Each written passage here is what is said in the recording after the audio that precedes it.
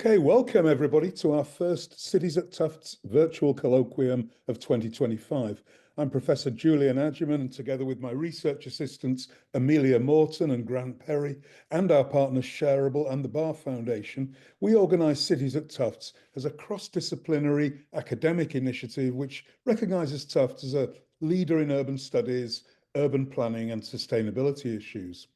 We'd like to acknowledge that Tufts University's Medford campus is located on colonised Wampanoag and Massachusetts traditional territory. Today, we are delighted to host Dr. Prakash Kashwan, who's an Associate Professor of Environmental Studies at Brandeis University, not far away from Tufts.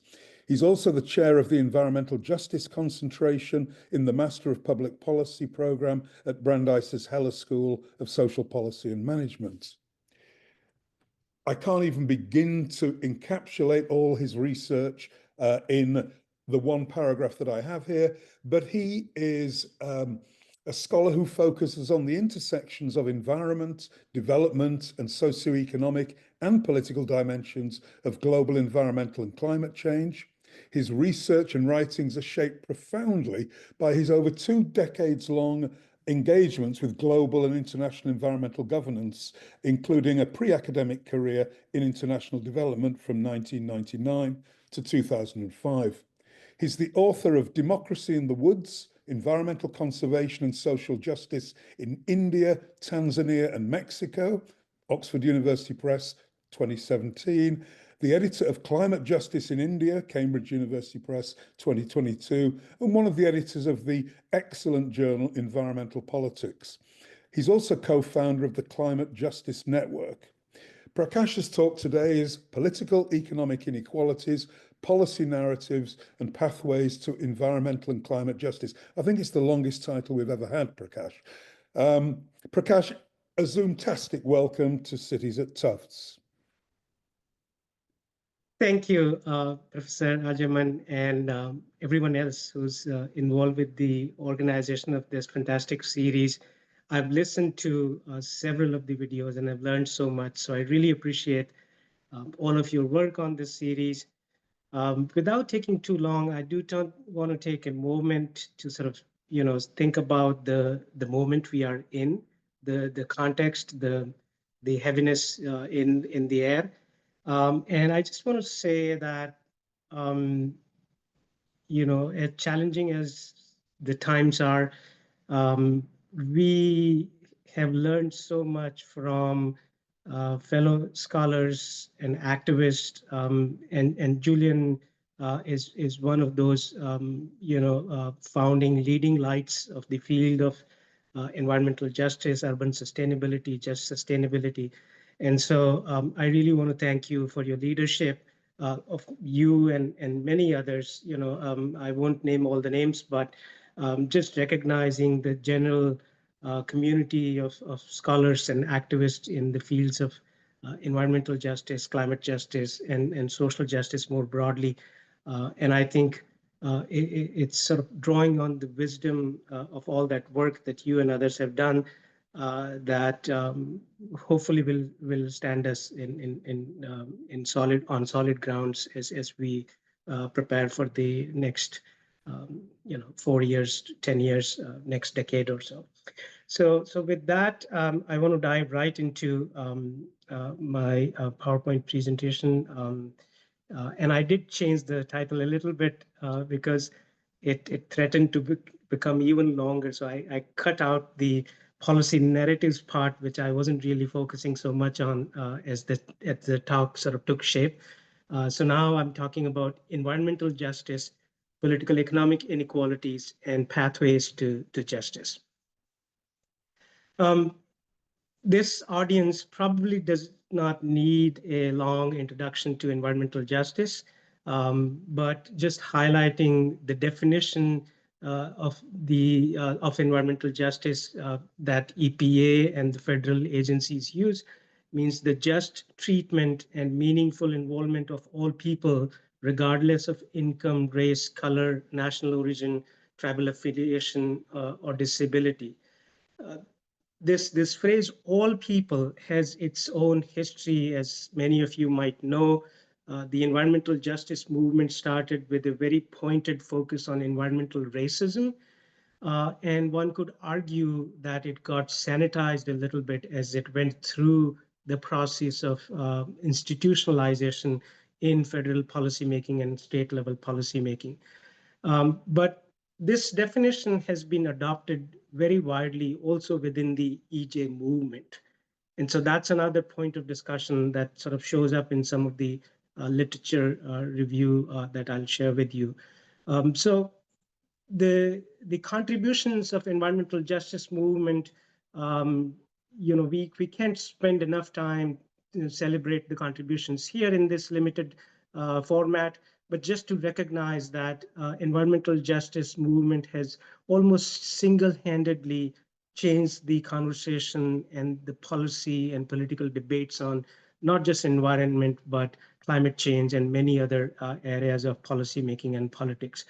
Having recognized those contributions, I think there's also a very rich scholarship on environmental justice that talks about multiple histories, regional political economies, the EJ paradigm.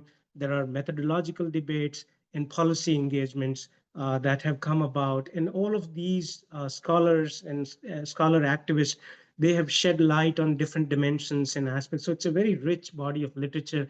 It is expanded, starting from the toxic waste disposal to going on to conservation, food justice, carbon pollution, climate change, global climate governance, national and international case studies. So it has expanded tremendously in its scope and reach as it has gone. We will talk quite a bit about the whole paradigm of just sustainabilities. But there's another sort of very active debate within the EJ scholarship that has focused on this idea of what is the role of the state, and are the EJ agents, groups, and movements, by working with the state, are they able to leverage the state for advancing emancipatory EJ outcomes, or are they being co-opted?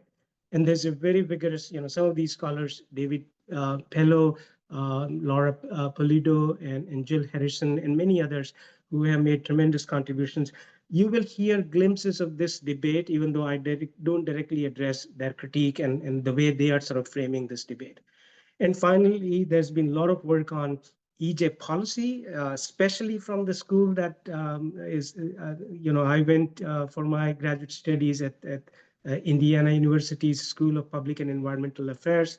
Evan Rehnquist did some early work on sort of grappling with the empirical questions, methodological questions, and David Konuski now at the same school, but also folks like Mendes have done quite a bit of work sort of connecting the EJ debate to specific sort of policy debates. And there's also a more nascent kind of debate about globalization of EJ movement. And if you think about nationalization in the same sense that we think of globalization, sort of the diffusion of EJ movements and scholarship from one region within the US to another region. And there are different origin stories. So the California EJ movement traces its trajectory back to the farm workers, labor unions, and farm workers unions, which is a different trajectory. And Tracy Perkins' recent book is sort of fantastic in just sort of tracing these trajectories, but also showing what it means for us to sort of take those alternative histories and trajectories seriously, and what does it tell us about where the EJ movement and the EJ policy engagements need to go.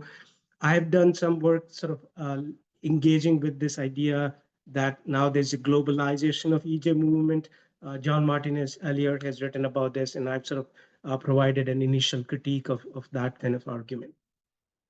So the main anchor that I want to use for this talk is in the just sustainability paradigm. And one reason I wanted to give you that kind of broad overview of the EJ scholarship and movement is to say that there are so many rich debates that it's impossible to do justice to all of those debates in the same talk, but also to sort of push the debates and discussion beyond the sort of the basic argument that often get repeated within the context of, say, climate change, where some of the climate policy scholars are discovering EJ now, and they're sort of bringing it in. And I'm afraid some of them are rediscovering the wheel because they haven't actually engaged with the whole suite of EJ debates as they've unfolded over the years. So just sustainability, again, I think this audience knows a lot about just sustainability, so I'll jump through this. But the idea sort of was to integrate questions of EJ into the debates on sustainability and sustainable development. And this definition of sustainability, which was an expanded definition of sustainability from the popular definition that we often see in the literature, is by Julian and co-authors, the need to ensure a better quality of life for all. So you see the phrase all showing up here again, now and into the future in a just and equitable manner. This last part is really important, and I haven't actually seen a lot of advancement of this particular part of the debate, which is that all of this has to be done whilst living within the limits of supporting ecosystems. So both sustainable, and in one could argue that actually sustainable development community has not taken these limits very seriously, but also to then think about what it means for the program of an agenda of EJ as such. And again, just sustainability has blossomed into this multifaceted, dense literature talking about alternative economic models, the approaches to co-production of knowledge and policy agendas and policy models, intra-generational and intergenerational questions, and then reimagining needs. Thinking about good old man Gandhi, who said, there's plenty to meet everybody's needs, but not everybody's wants. And so the just sustainability paradigm has sort of sought to expand the EJ debate beyond critiquing and fending off the bad effect of environmental toxic and waste disposal, and hasn't brought in this idea that a functioning, thriving environment is also a prerequisite for the advancement of environmental justice and social justice. So this particular statement, a poor environment is not only a symptom of existing injustices, rather a functioning environment provides the necessary conditions to achieve social justice. Now, all of this has brought us a long way from where we started we as in the EJ movement started in the 70s, and some would argue even before then. And there's a lot of scope to do a lot more meaningful work. The way I have understood this advancement of EJ literature coming from a slightly different trajectory from the political economy and policy side is that there are these main pillars of this argument rest on a couple of different kinds of arguments. One, that environmental bads also contribute to social injustices. And this, again, this argument is very familiar to this audience. Then there's a second bit of argument which has been highlighted quite a bit and developed quite a bit by the just sustainability paradigm, which is that environmental goods, which is that good environment, protected environment, conservation, clean air, and along with alternative economic paradigms, et cetera, is a prerequisite for social and environmental justice.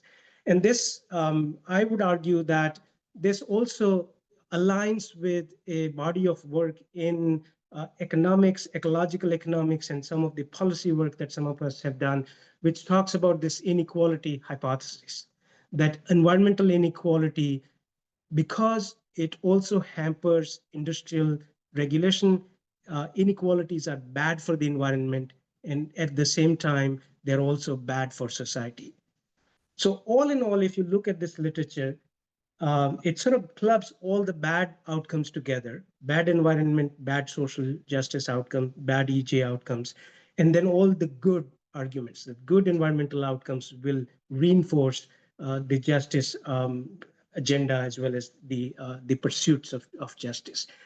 And in all of this, I would argue that this literature still has sort of three gaps by and large, right? There's been some work, but by and large, in the general sort of understanding of the field, I think there are three major gaps. One is that because of this good and bad sort of pooling of environmental and social outcomes, the literature is yet to get into a lot of critical scrutiny of the contested nature of the agenda of environment. Because environmental protection is not one thing. There are many different ways and different ideologies of environmental protection that need to be scrutinized, and that has been done in other literatures, but it hasn't somehow been fully integrated into the literature on EJ and just sustainability.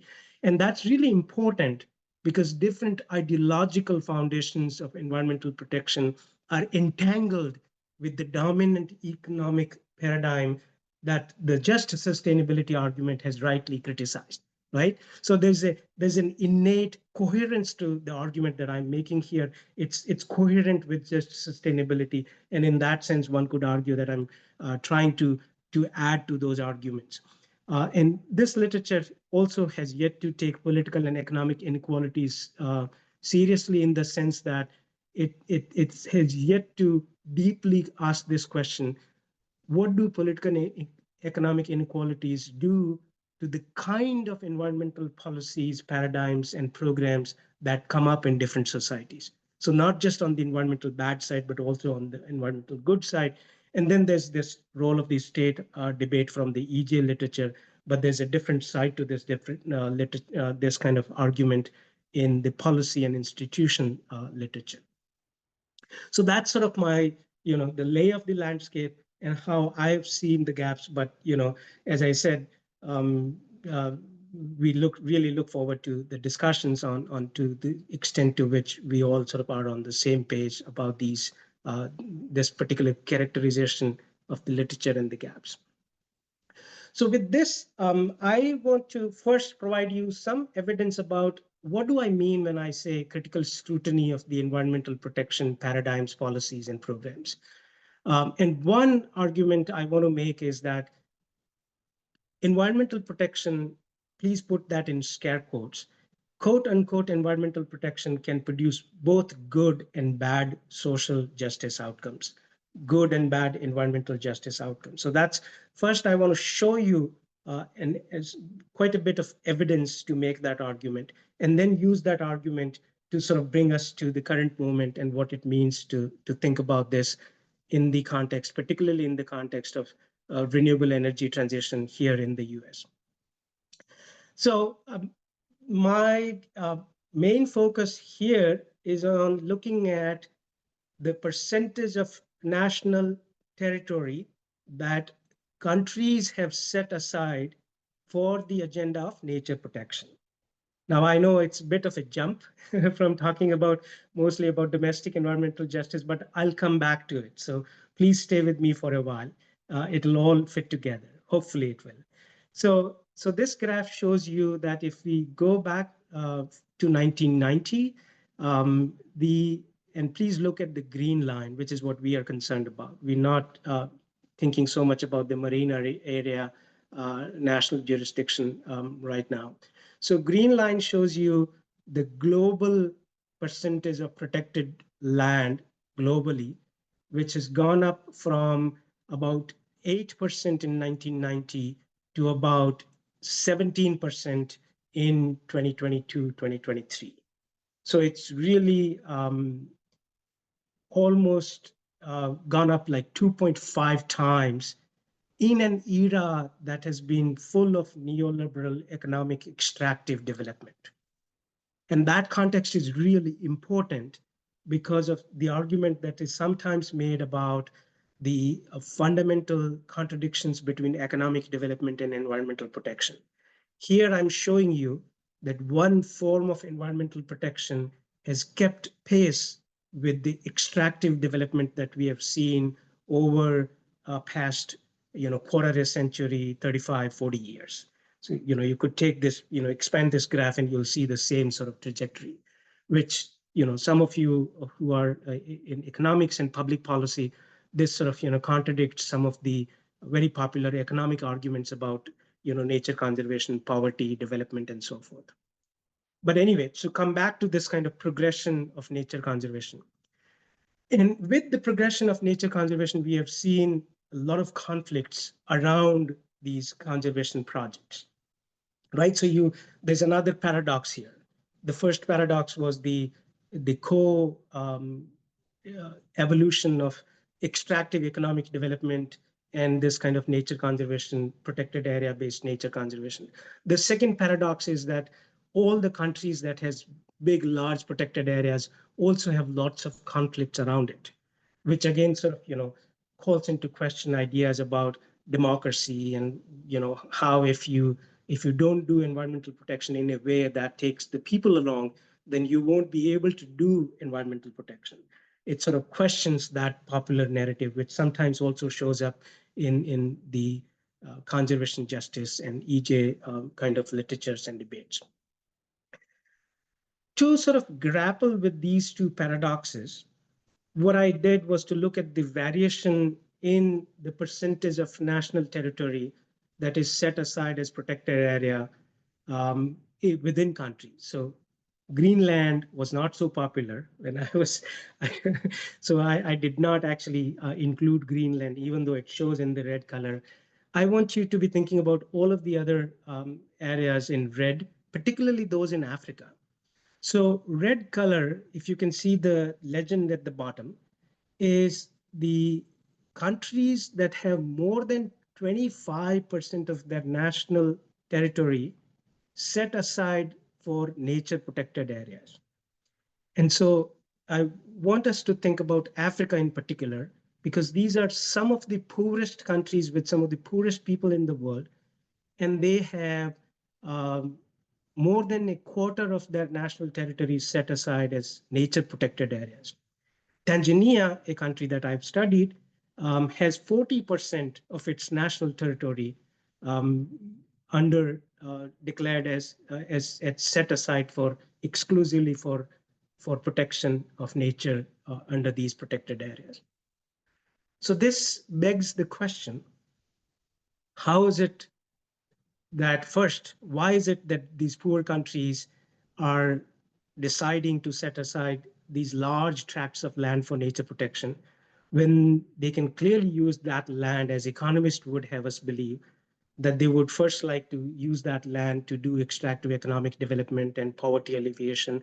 And of course, there's this popular argument about the conflict between poverty and environment, again, in the literature on environmental economics and so forth.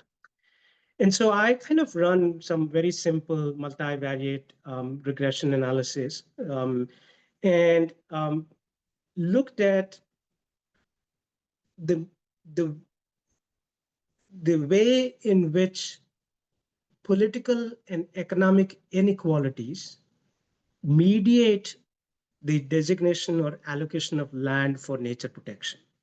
So the argument would be that inequality plays some role in this, as you can suspect, that if you have unequal societies, those societies' political decision making will not reflect the popular will, right? Political inequalities, economic inequalities.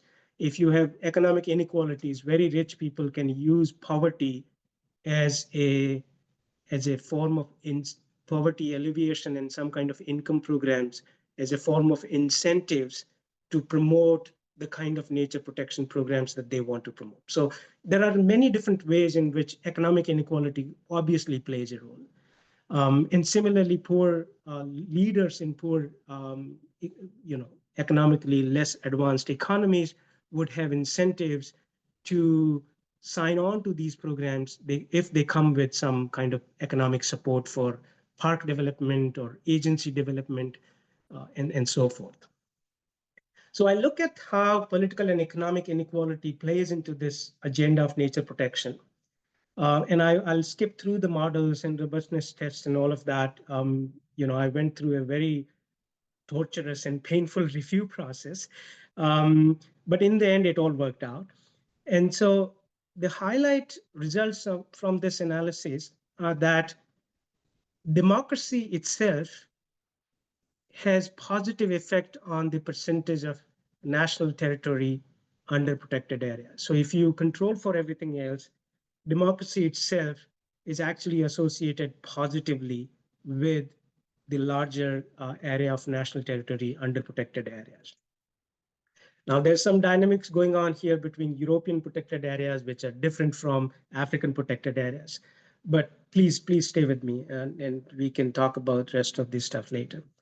But this democratic dividend is undermined by increasing inequality within democracies. So if you take the sample of all the strong democracies and then see how, if you vary inequality within democracies, what happens to protected areas?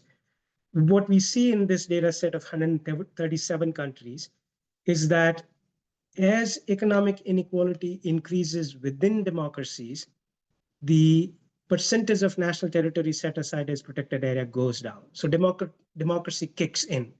And if you have inequality but strong democratic institutions, people who are subjected to unjust policies, they can protest and they can put some brakes on protected areas.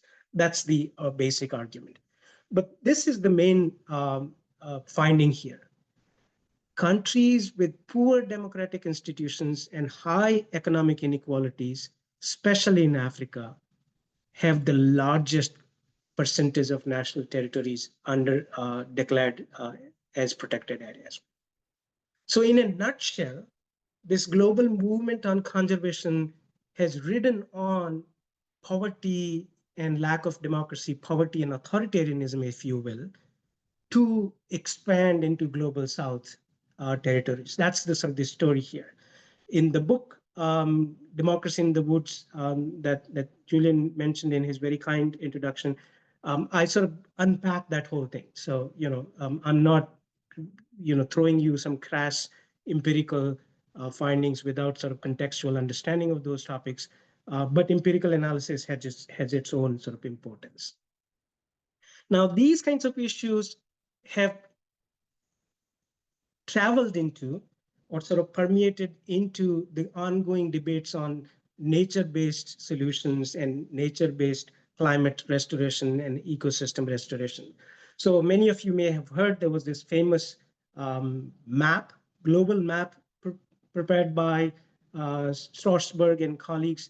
What they did was they said that if we wanted to look for three kinds of outcomes, so they created a global model and used remotely sensed imagery as well as geospatial analysis and spatial statistics to then say, if we wanted to maximize the benefits of climate mitigation and biodiversity conservation, and we wanted to do it at the minimum cost, globally speaking, right? So minimum cost requires cheap land and cheap labor, right?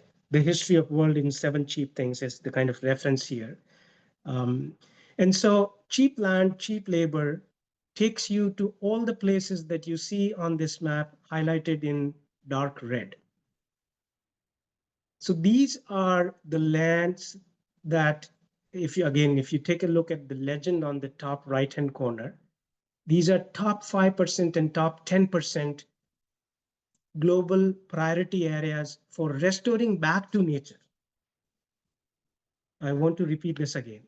This is a proposal that these lands in the red color should be restored, lock, stock, and barrel. These lands should be restored back to pre-human restoration status. That's the argument here. And so, of course, you ask, what happens to the most densely populated region in the world, which is South Asia and Southeast Asia? Because it's all red, essentially. Cheap land and cheap labor needs to give way to the agenda of nature restoration.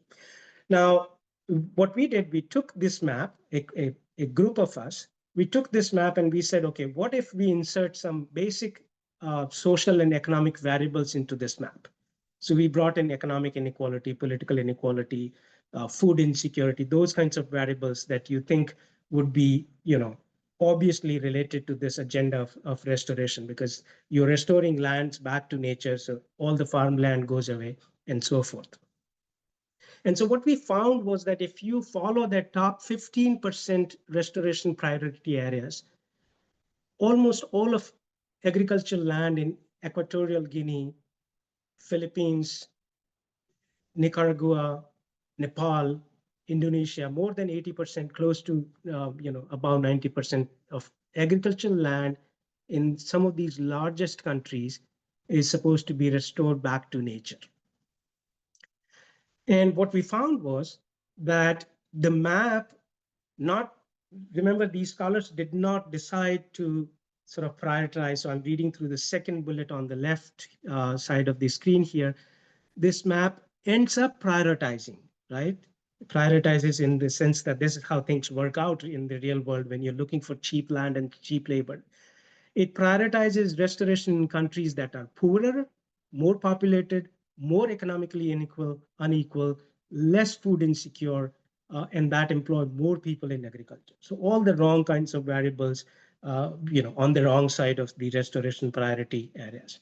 And these equity effects hold not just internationally. So it's not just looking at countries as a whole, but you can also go subnationally and look at which areas are being set aside for nature conservation within countries. Then we also see the same effect at the subnational level. So we started by looking at this rather simplistic sort of cross-national, international analysis. But this analysis tells us that these outcomes actually percolate down all the way to the subnational level, and they are applicable throughout the global landscape within these new programs of climate restoration and climate justice and so forth. Now, I haven't seen analysis that test some of the same arguments within the US, but I'm sure you're familiar with the debates on public land in the US West and in different parts. And of course, the debates around the histories of protected areas within US, the dispossession and displacement of indigenous people, and the whole settler colonial project, and how directly implicated protected areas were in that project of settler colonialism. So there's a research agenda here that could be picked up if there are some interested graduate students listening to this talk right now. I have a framework to sort of try and put together all of this, but I won't talk about that for now. But the argument is to bring the literature from the policy and political economy with the literature on just sustainabilities to provide a sort of integrated framework to look at these social ecological outcomes. And thinking of environment, which is sort of denoted in green here, both as a context to political policy, social outcomes, as well as an outcome, right? So environment is sort of, and this comes from the just sustainability idea. So with that, let me sort of move to the concluding part of this, this talk.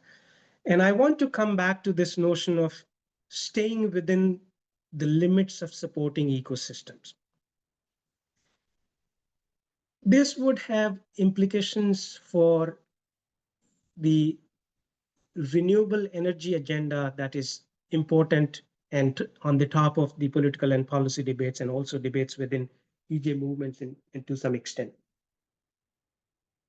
Green New Deal, Inflation Reduction Act, has this kind of a electrify everything vibe to it, which is that, it's sort of a maximalist argument about building so much renewable energy everywhere that we will have tons of jobs and prosperity, and we'll have money for care economy, supporting the care economy and all of that. So remember that sort of bipolar pooling of bad environmental, bad social outcomes, good environmental, good social outcomes. That pooling continues into the Green New Deal and IRA kind of policies and programs. And to the extent that just sustainability relies on this argument about good quality jobs that will contribute to social and economic justice, but will also contribute to a better environment, there's a problem here in the sense that this idea of electrifying everything, maximizing everything, does not speak so well to this notion of staying within supporting ecosystems. And if, for those of you who are studying renewable energy transition here in the US, the arguments that some of the indigenous nations and indigenous leaders are making, as well as some of the fishing communities and other communities who are dependent on the landscapes that are being reshaped by renewable energy projects. They are asking questions about how much renewable energy we need. And if there's some debate on trying to minimize the need for renewable energy by reducing consumption. And if we do that, that then has implication for how we negotiate this tension between a speedy transition to renewable energy while also thinking about social justice and environmental justice within this process. My argument is not that we should forego one or the other. We should continue to talk about limiting consumption. We should continue to talk about synergies between renewable energy transition and environmental justice. But this will become a contested process. And so I think there's a need to muddy those two pools that we talked about. Good and bad environmental outcomes and social outcomes will not always go together. And that will then help us pierce through this almost omnipresent rhetoric that we see about community participation and stakeholderism within the federal policies and federal agencies. If you look at offshore wind development or other kinds of renewable energy policies, it's overflowing with this rhetoric of community participation. But those in practice, the community participation is not happening, and it is not happening with seriousness. And I argue that lack of seriousness is a symptom of avoiding the contestation that cannot be avoided and that should not be avoided. And the other important part now I want to come back to in the last couple of points, I want to come back to this kind of entanglement between the economic paradigms and this sort of renewable energy, climate mitigation, transition paradigm of maximalist outcomes. That the maximalist outcome has allowed the corporate industry around renewable energy to sort of take hold of the ongoing transition process. It has overpowered, and this is particularly evident in the offshore wind program that I've been studying for past few years. And in a nutshell, the corporations are riding on this maximalist green energy transition program to maximize their profits. And as you know, many of these corporations are the fossil fuel companies, not just here in the US, but also some of the largest European offshore wind companies are also the largest fossil fuel corporations of the yesteryears. Both the state-owned corporations in Europe, as well as the private corporations based here in the US. So, and tied to this corporate agenda is the tension between EJ groups and labor unions. Labor unions do well under that paradigm of maximalist electrify everything paradigm, because the more we build, the more jobs there are for unionized workers, and unions want that. And that should also happen. Of course, unionization should expand, but still we cannot brush aside the tension that is showing up in New York and California and many other states where EJ groups are strong. Labor unions are struggling to sort of deal with this idea of environmental justice and climate mitigation. The intersection of these two agendas is quite a bit. There has been an exception in Maine where labor unions have succeeded in building a broader coalition, and I've written about this. But that is Maine, right? So Maine does not have an EJ movement. And so that's sort of an exceptionalism. So my concluding thought is this idea of the entanglement of the maximalist environmental agenda and the dominant economic paradigm, which is capitalism writ large. And how do we rethink the environmental paradigm in a way so that it is effectively able to confront the economic paradigm as the just sustainability program directs us to do, to sort of makes us think to do. So broad-based coalitions, and obviously, this audience again doesn't need this reiteration that we need broad-based coalitions struggling and shaping and negotiating and bargaining policies, laws, institutions that we need. And going back to that debate within the EJ movement, we cannot avoid engaging with the state. There's no way, because anything at scale has to be done at speed will require us to use the power of the state one way or another. Right now, the corporations have been effectively able to use that power to their advantage. EJ movements have also succeeded, particularly in California and New York. But the larger story, that paradigm shift that Just Sustainability program asks us to do, that is still a long way off. And my hope is that in this current moment, we can sort of debate about and come out with some nuggets of wisdom collectively to sort of think about both our scholarship as well as the social and environmental justice agenda that is even more important in the current context. So I'll stop here.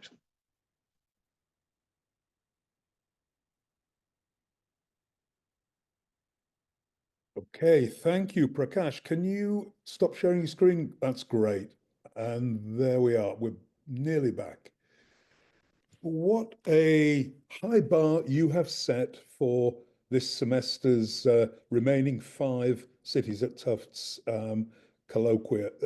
An outstanding, I'm still processing a lot of it. And, don't think that because there's so few questions in the chat that I think people are still processing the impact of what you've said. And I mean, so last semester I taught my food justice class, and I always use the quote that from Sen, that famine doesn't happen because of an absence of food; it happens because of an absence of democracy. And I kept thinking of that as you were going through and challenging us to rethink our ideas about democracy. And, my obvious thought here is we are, as you've intimated, we're going to go through some very, very great challenges to democracy, not just here, but around the world. We are going to go through a period where states and regulation are changing greatly. What's the agenda? I mean, yes, we have to get back and look at these broad-based coalitions, Prakash, but what is your prescription, Dr. Kashwan? Well, as I said, I think this is an audience, especially in your presence, and I don't know who else is around, but I was trying to avoid to be prescriptive, but I'll take the bait. Take the bait. So sometimes, as those of us who sort of dabble a little bit in the positivist social science, sometimes you remove certain variables to get a clear picture on one of the many variables. And I think for me, and I haven't, because I wanted to be very disciplined in my 40 minutes that you gave me, I didn't mention that I've been actually researching a comparative research on Maine, New York, and California, looking at how these 3 states are dealing with this agenda of renewable energy transition. So what we have seen in Maine, and remember, it's a state where we don't have EJ, so we are taking out one of the variables. But what the labor unions have done in Maine is to sort of engage with the environmental groups, the climate activist groups, as well as some of the indigenous nations and leaders to create a broad-based coalition. And not just as a paper coalition, right? This is a phrase that is often used, that you sign on to some statements and make some paper coalitions. But labor unions in Maine have actually taken that coalition building seriously and have put their own interest at stake sometimes for the sake of advocating for indigenous people or advocating for the environmental protection agenda and so forth. And what we see in that particular case study, and I have a new paper in environmental energy and social science journal, which shows that the labor unions have confronted the corporate profit maximization tendency within the offshore wind industry in the Gulf of Maine. And that has not happened in many other places. And so that would be the first step, I would argue, that labor unions, and there's again, as many of you know, there's long-standing debates about this wage bargaining model of labor union versus a larger societal political agenda that labor unions took on in Europe and sometimes also in US in the New Deal era and so forth. And so the labor unions really have to think about working more closely with EJ groups in big states like California and New York. And similarly, EJ groups have to find ways of working more strongly with this politically powerful constituency of labor unions. And to me, that, and again, I'm sort of reducing it to a simplistic one sort of bullet point, purposely to sort of point out the ways in which we can connect the agenda of environmental and climate justice with the agenda of democracy, largely, broadly speaking. We got a question from Alejandro Manga, WPI. Alejandro, it's an amazingly long one. Can you, are you on the line at the moment? Can you give it to Prakash in a couple of sentences?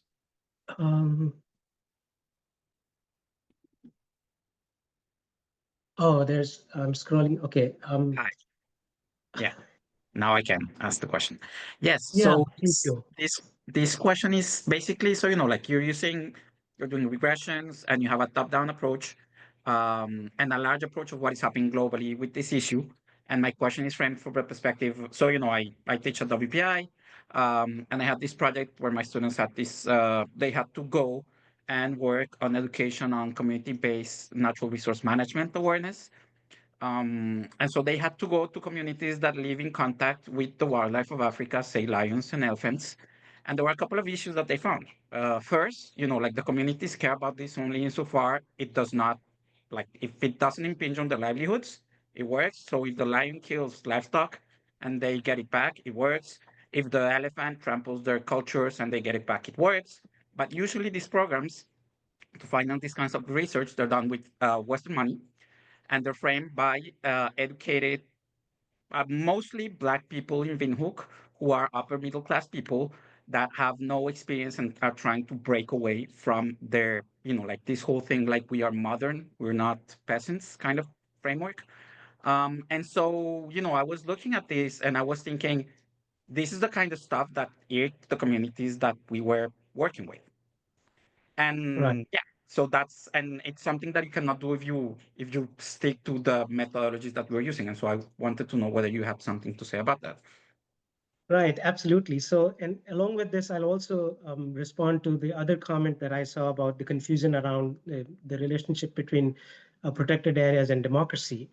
The argument there is that it is contingent. So it's the relationship between inequality and democracy and protected areas is dependent on the level of inequalities, which means that in countries with lack of democracy and high level of inequality, you see more protected areas because these elites, and Alejandro kind of talks about this, right? There are these people who are explicitly trying to sort of portray themselves as modern, as not peasants, as not being, and if I read the subtext, not being ignorant, but enlightened about the need for global conservation and so forth.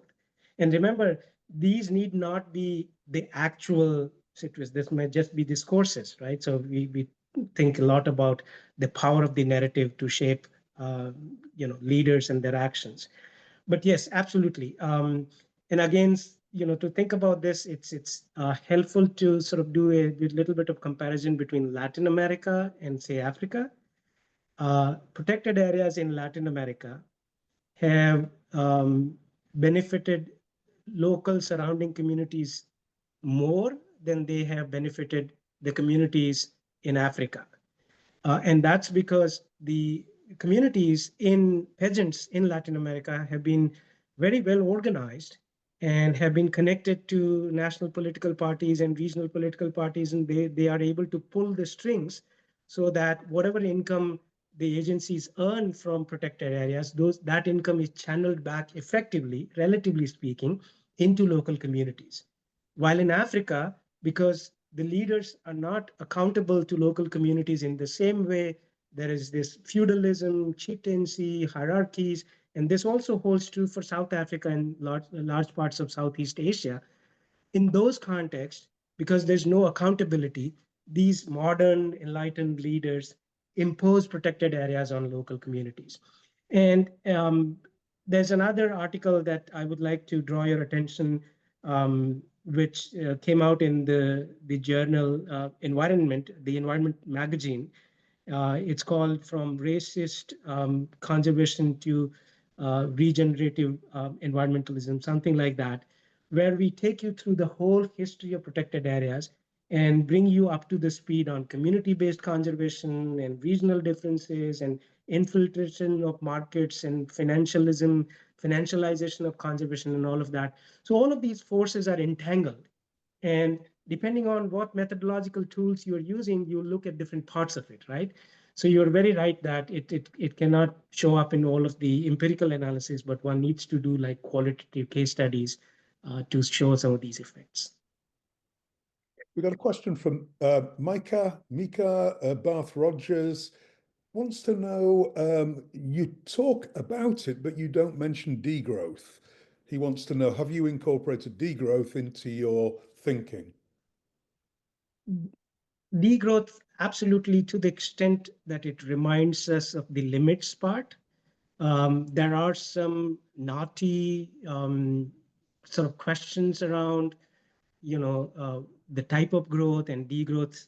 Scholars have been remarkably nuanced about what they mean by degrowth.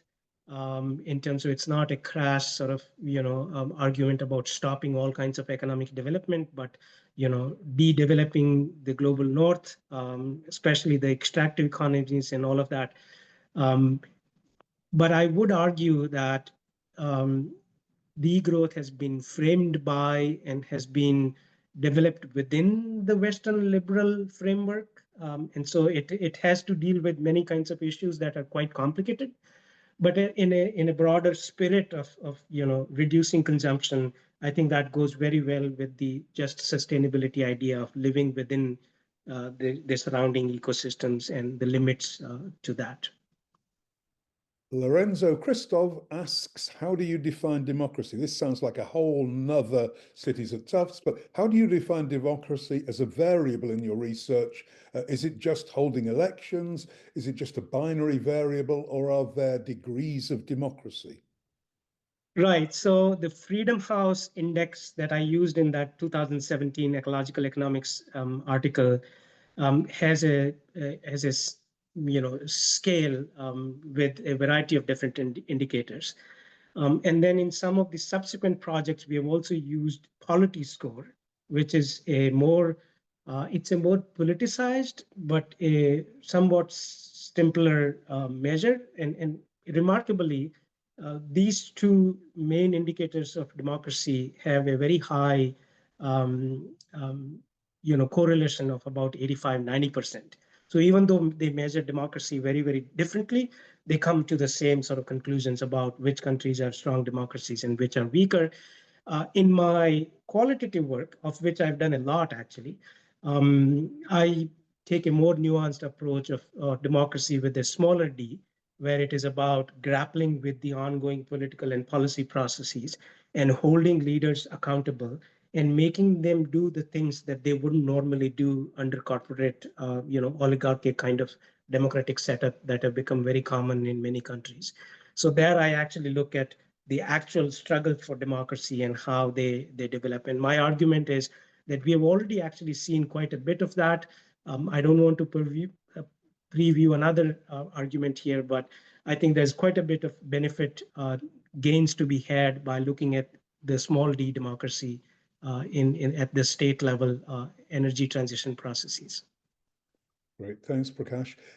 Lucia Christea, I think that's the right way around, or Christea Lucia. Do you want to talk about your question? It looks like a good one, but it's, again, very long. Hi, yes, I'm Lucia Chris. I'm from Italy at this moment, and thank you very much for this. Yeah, in Europe we have an probably you know very well, we have an imposed process, or imposed stage of co-creation or involvement of the stakeholders in the process of implementing anything, any project that we are doing, we have or strategy or even policy, we have to discuss with stakeholders and end users. And unfortunately, how nice democratic this process is, it's so long and sometimes overseen, by the politicians or by the decision makers.